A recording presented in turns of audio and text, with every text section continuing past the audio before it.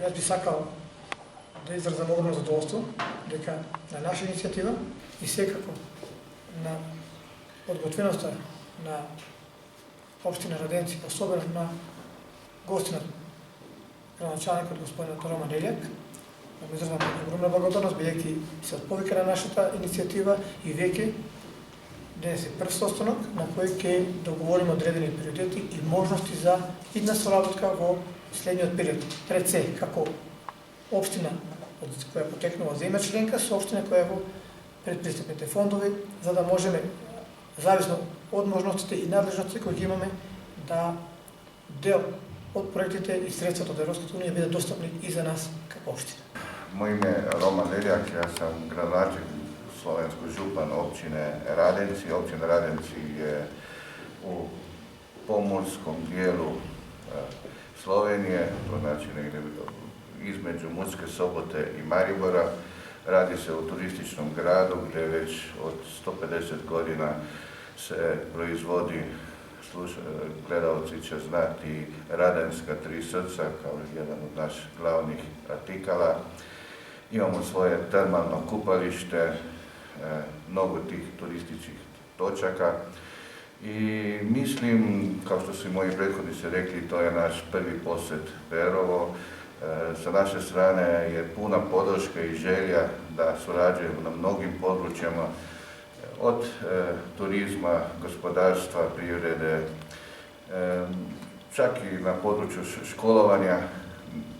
Naše ekipe, ja sam došao sa svojom ekipom koja priprema sve te projekte.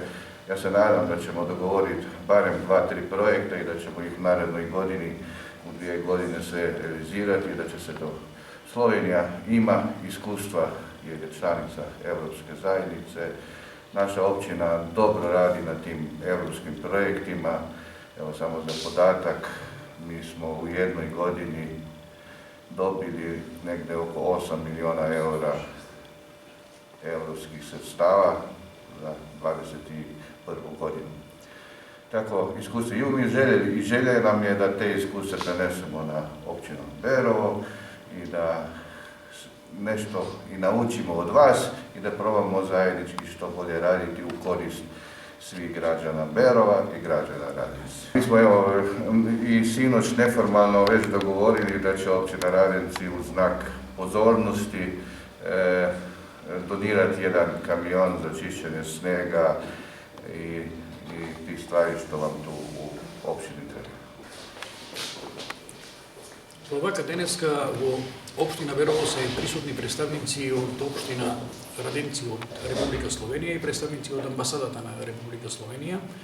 Ова е прва нивна посета, прва средба и после таа прва средба желма ние и планираме, а по тоа што го изјавуваат и гостите од Словенија дека и тие имаат желби и сакаат да воспоставиме и да продолжиме понатамошната соработка и се надеваме дека ќе добиеме нивно искуство и нивна помош понатаму за развој на туризмот, посебно во општина Берово и развој на сите можни гранки на индустријата кои што ги имаме во Берово, реков подпирајќи се преди се на нивното искуство кое што го имаат и на поддршката што ветија дека ќе ни ја дадат и се расположени да ни помогнат како членка на Европската унија на нашиот пат кон отварање на преговори за членство во Унијата.